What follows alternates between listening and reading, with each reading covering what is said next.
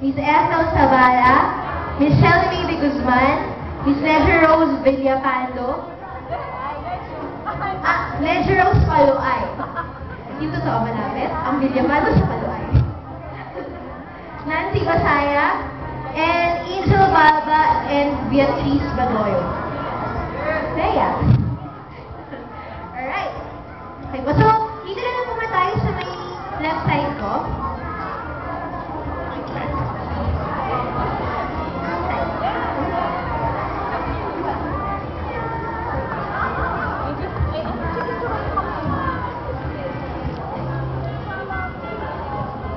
Go get your treasures, ha? Baka yung hurt.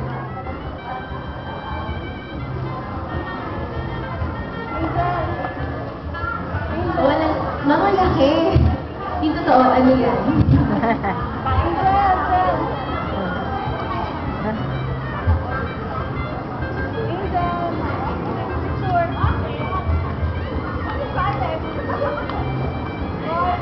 Ang parang kinikikit ang celebrate natin, kuha ka nga.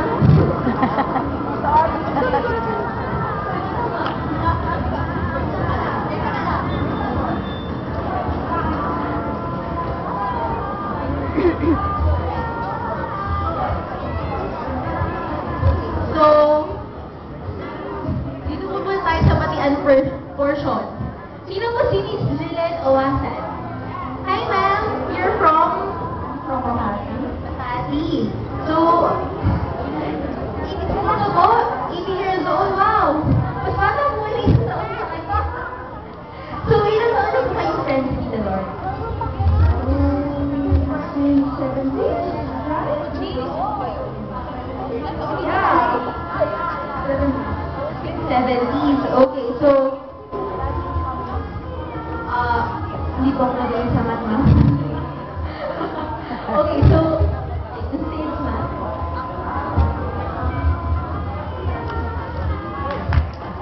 Round of applause.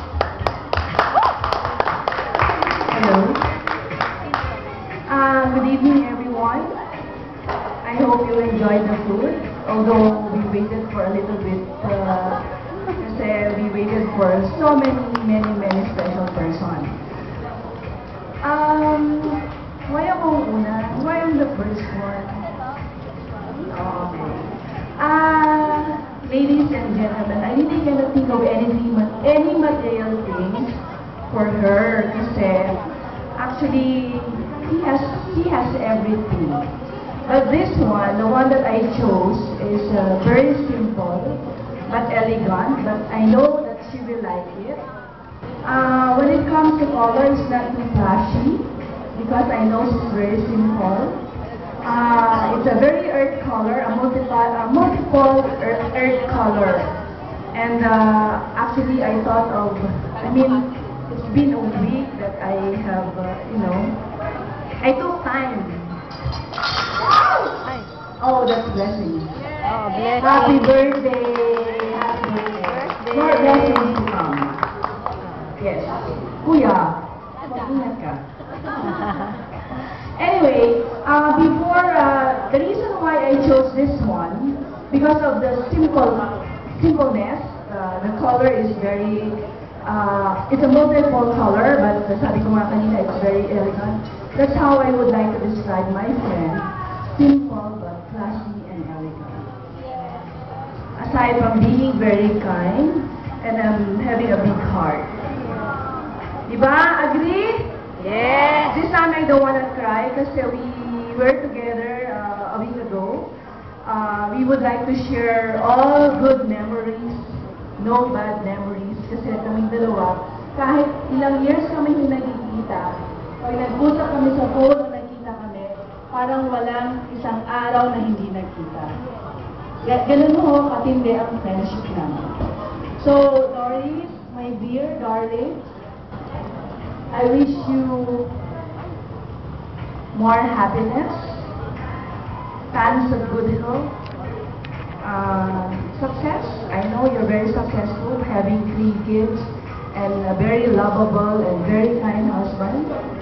So, my wish is just, I hope that God will still give you all your wishes. and more or a lot of sources of happiness. I love you very much. What's next? Ako ba? Thank you, ma'am. Alright, so let's proceed to Miss Olive C.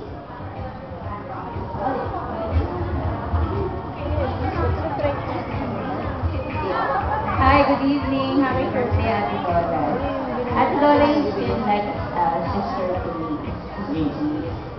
How long? Siguro. Ito ni Brian, I've known Ate Lola. Before I knew her, parang masungit si Clara. Kasi pala nag-iihi. So that was the initial impression that I got from Ate Lola. Pero super wacky,